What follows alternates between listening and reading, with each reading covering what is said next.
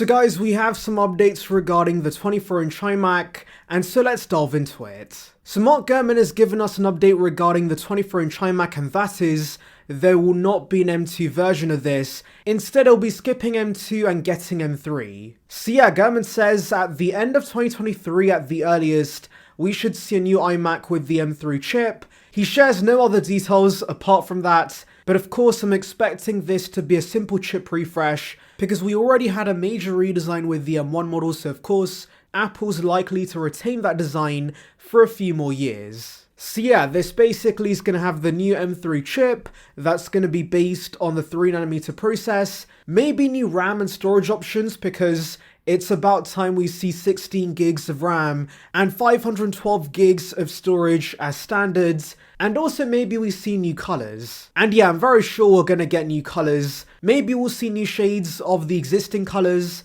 or we could see completely different colors, like red for example, or gold. Now for those wondering, are we gonna get mini LED on this?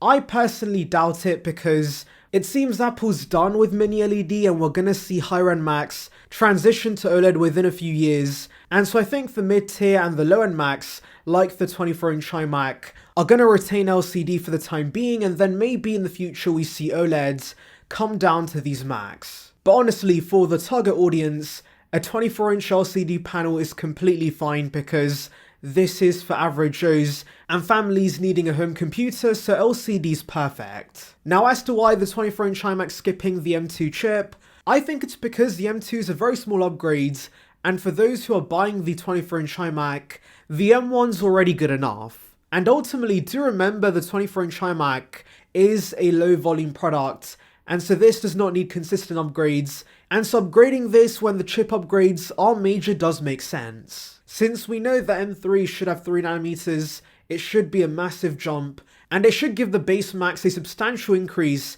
in terms of performance and also efficiency. And so skipping the stopgap M2 series and going straight to M3 does make sense. Now for those wondering about the iMac Pro, Gurman does tell us there have been further internal delays for this machine, so it's likely this will not release till 2024, since we're expecting this to skip the M2 chips and maybe get the M3 Pro or the M3 Max, and both those chips are not launching anytime soon. So yes, for those waiting for new iMacs, there is going to be a bit of a wait. Now for those wondering about the other specs of this iMac Pro, it should have mini LED or OLEDs, the best display tech, it should still be 27 inches, it should have black bezels, it will most likely retain the chin like the 24-inch iMac, and also we could see more ports. And yeah, essentially this should be a desktop version of the MacBook Pros, so expect the same chips and the same RAM and storage configurations. Anyways, let's delve into your questions. So Nathan says, I do think you're right about the 24-inch iMac possibly skipping the M2 and going straight to M3. In fact, if I remember correctly, it was a report from this year in which Gurman listed M2 Macs that were in testing and rumoured to be in the pipeline, and the 24-inch iMac was the only Mac computer to not be among the group. And honestly, as minimal as the upgrades and improvements of the M2 are over the M1, I can see why the 24-inch iMac might skip M2 altogether and go straight to M3. If this happens though, I truly hope the M3 chip is ready and that the iMac gets updated. With M3 by October/November, I realise that the M1 is still more than powerful enough for my needs, but I don't want to pay full price for a computer and chip that is already 2 years old. I also wonder what's going to release first, the upcoming 15-inch MacBook or this 24-inch iMac with the M3 chip. I'm hoping both these machines are released in 2023 but not at the same time, so my pocket's not hit all at once and gives me time to adjust and get used to using these Macs and macOS instead of Windows PCs that I've used for my entire life. So first of all, I think you're going to enjoy moving to macOS. I also was using Windows early in my life, but once I switched to macOS, I never looked back. I've been enjoying it since.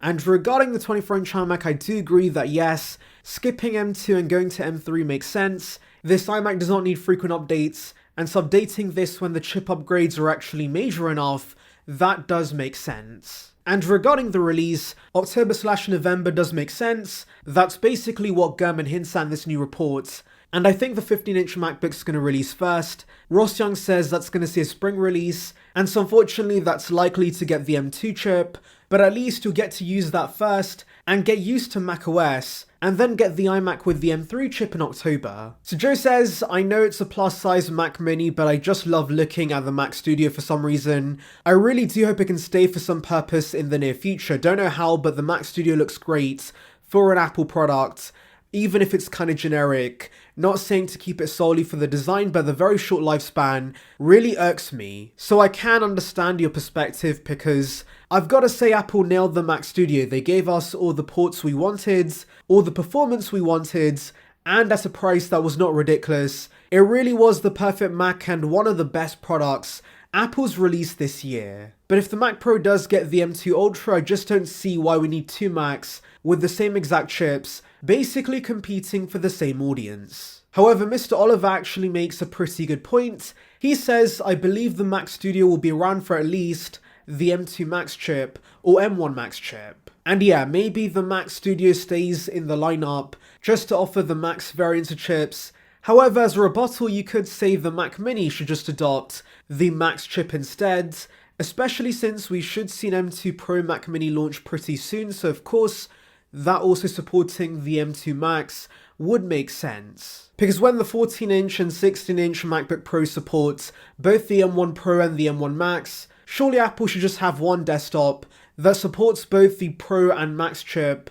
So yeah, that could be the Mac Mini. However, you could also argue that maybe the Mac Studio adopts the M2 Pro chip, and that from now on gets the Pro and Max variants. I'm not exactly sure what Apple's going to do, but let's pray the Mac Studio stays. So Ihan Ali 7231 says, switching to Apple Silicon was the perfect time to bring back the Macworld conference. Now personally, I couldn't care less about Macworld because fundamentally, these are the same events Apple holds on a regular basis with a fancy name. So I don't think we need a Macworld conference in future years, because we do have Mac-focused events like the 2021 October event and the 2020 November event before it. Also, the Macworld conferences were organized by Macworld the magazine, so I'm sure that Apple would rather have events they organize with full control on what they do. So yeah, those are my thoughts, guys, but of course, let me know your thoughts regarding this in the comments. Anyways, thank you for watching, guys. Make sure to like